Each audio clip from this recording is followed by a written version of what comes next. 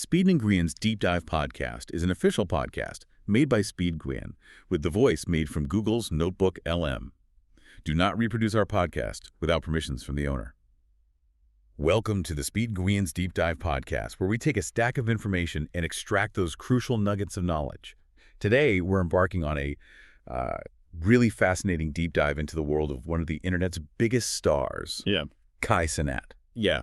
If you've spent basically any time online recently, especially platforms like Twitch or, YouTube, Cenat is a name that's just everywhere. It's become synonymous with streaming culture, with building these digital empires. Absolutely. And his rise, it wasn't just some lucky viral moment, which you might think at first glance. Right. Our sources really paint a different picture. It looks more like a masterclass almost. Yeah. In applying traditional entertainment ideas, think reality TV, celebrity interviews, but on a platform native to the internet generation. Exactly. And I think the key insight really is how he prioritized that authentic, kind of unscripted human connection. He moved away from just standard gaming streams. And that created this blueprint, you could say, for a whole new wave of digital entertainers. So our mission for you today, then, is to explore the specific strategies, the power moves, as you called them, that really pushed Cenat to the top. Yeah, we're going to delve into that path he took, from being a popular YouTuber to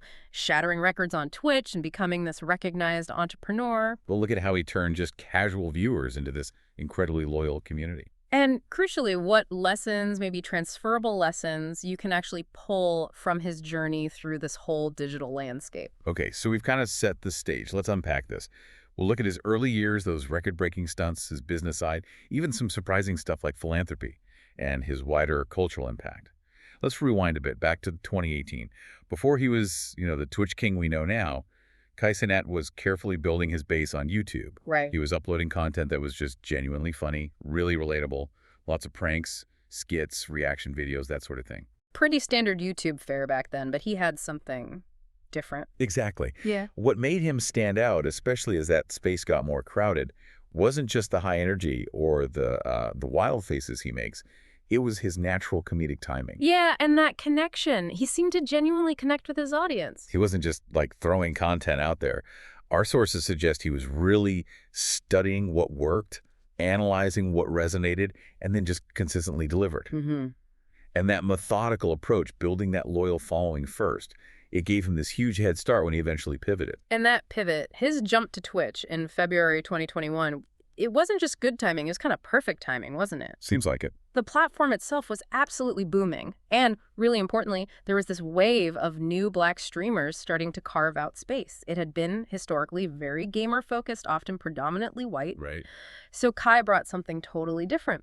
While loads of streamers were locked into specific games, Kai treated streaming like live entertainment. Full stop. Like a show. Exactly. His just chatting streams felt like unscripted reality TV. You had spontaneous jokes, these creative challenges, story times, and completely unpredictable guests turning up. Yeah, that unpredictability was key, I think. It totally was. And that dynamic approach let him carve out a really unique niche very, very quickly. He stood out immediately. And alongside the live stuff, he really mastered virality, didn't he? Oh, absolutely. The art of virality. If you watch his streams, almost every single one has at least one moment, one clip that just blows up. You see it reposted everywhere. TikTok, Twitter, Instagram, YouTube clips, channels. And that's not luck. It's absolutely not an accident. It's a deliberate strategy. You could call it content atomization. Explain that a bit more. Well, his team clearly understands that within, say, a 2-hour stream, there are dozens, maybe even hundreds of tiny moments, micro moments that are perfect for short-form video platforms. Right. Snackable content. Precisely. They're constantly chopping these clips, optimizing them for different social feeds, and just flooding timelines with Cenat moments. So even if you miss the live stream, you're still seeing him. Yeah. It effectively creates this 24/7 content cycle from one live feedcast. And that kind of visibility, that omnipresence, is how you systematically turn someone who just scrolls past into a dedicated fan. It keeps his name right at the front of the conversation, even when he's offline. That makes sense. Another really smart piece seems to be how he tapped into hip-hop culture on Twitch. Yes. That was a brilliant move. Most streamers weren't really thinking about the music industry like that, were they? Not in the same way. Kai seemed to recognize that rap fans were, frankly, pretty underserved on Twitch, so he made his stream the place to be, the go-to spot for these raw, unscripted moments with major artists. They're talking big names, too. Huge names. Over time, his channel became this sort of virtual hangout for people like 21 Savage, Lil Baby, Offset, even Nicki Minaj showed up. Wow. And these weren't just quick little cameos, they were proper organic interactions. You'd see them playing games together, having candid conversations, even doing things like, gym-style push-up battles. That sounds chaotic and amazing. It was. And he had this knack for making these massive global stars just feel like regular people. That created this sense of genuine connection that his audience loved. And of course, it generated incredibly shareable clips. Speaking of creating moments, we absolutely have to talk about the subathons. The record breakers. Oh, the Mafia-thons. Legendary. Mafia-thon in 2023, Mafia-thon 2 in 2024. These were month-long, 30-day events. Just insane commitment. Streaming virtually 24/7. I mean, even sleeping on camera. And the viewers controlled how long it lasted by subscribing or gifting subs. The scale of these things was just enormous. They really set new benchmarks for what one creator could do. Tell us about the numbers. Okay, so the first Mafia-thon in 2023, it completely shattered Twitch's all-time subscriber record at the time. He hit 306,621 active subscribers. Incredible. And that one event generated 46 million hours watched in just 1 month. It set the record for most hours watched by a single creator in February 2023, 43 million hours. Just staggering numbers. And then Mafia-thon 2, November 2024, went even bigger. He blew past 500,000 subscribers, eventually peaking at an unbelievable 728,535 active subs by the end. 700,000. 728,000. And the guest list for that one was just ridiculous. Snoop Dogg, Kevin Hart, Lil Uzi Vert, Serena Williams, Bill Nye the Science Guy. Bill Nye. Okay, that's wild. Right.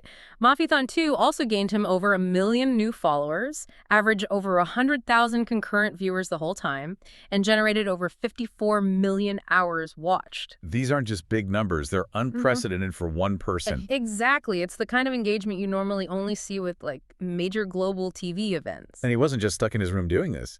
He took his show on the road, too, with the IRL streams. Yeah, the in-real-life streams. That was another smart move. Taking his audience with him, basically. Yeah. Navigating New York streets, exploring haunted houses, showing up at NBA All-Star Weekend. And it worked. His humor, his personality, it translated perfectly outside the studio setup. It proved he was a proper entertainer, not just tied to a screen. Very adaptable. And speaking of adaptable, those international trips he did. Streaming from Japan, the UK, Brazil. Right, those weren't just casual travel vlogs. No way. These were full-scale live stream productions. He was linking up with fans, immersing himself in the local culture, but maintaining that high-energy production value his audience expects. So it showed his format could work anywhere, basically. Pretty much. It proved his appeal was global, not tied to one place or one demographic. Okay, so this all naturally leads to the question. Is Kai Cenat an entrepreneur? Oh, absolutely. No question. Our sources trace his journey back even before streaming blew up, early ventures in tech. Right, where he learned adaptability, resilience, key entrepreneurial skills. And his expansion now into entertainment, fashion, with his clothing line, even real estate. Yeah. It's not just random diversification. It feels like calculated brand extension. That's exactly the term. What's really insightful is how he did it. He leveraged that existing brand, that massive, loyal audience he'd built. So they were a ready-made market. Precisely. That community, built on authenticity, became a built-in customer base for merchandise and a really powerful platform for brand deals. It makes his ventures much less risky than a typical startup. Makes sense. He's built a proper cross-platform empire. Yeah, with diverse income streams way beyond just Twitch subs. We're talking serious money for merch, huge brand partnerships, strategic investments. The numbers are pretty wild, right? Projected net worth. Expected to hit somewhere between $25 and $30 million by 2025. His earnings are up there with traditional celebrities. He made the Forbes 30 Under 30 list, reportedly earning around $15 million a year. Wow. It really shows how the creator economy has matured, hasn't it? It's a legitimate economic force now. And it seems it's not just about personal wealth for him. Our sources highlight a commitment to making a difference. Philanthropy. Yeah, that's an interesting layer. He set up foundations supporting underprivileged communities. Focusing on education, providing scholarships, resources, mentorship programs.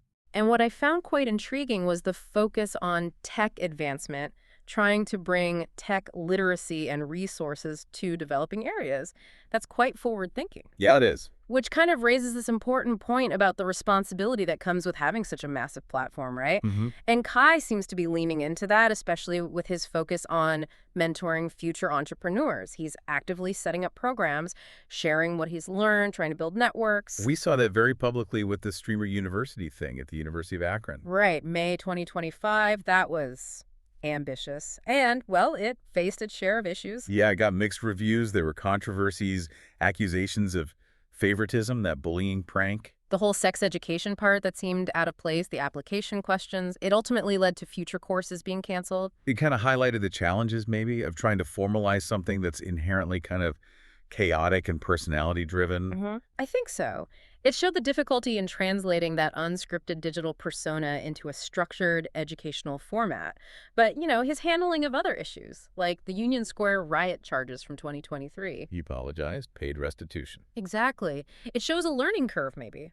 Learning to navigate the real-world impact and responsibilities that come with that level of fame. It suggests growth in managing crises and accountability.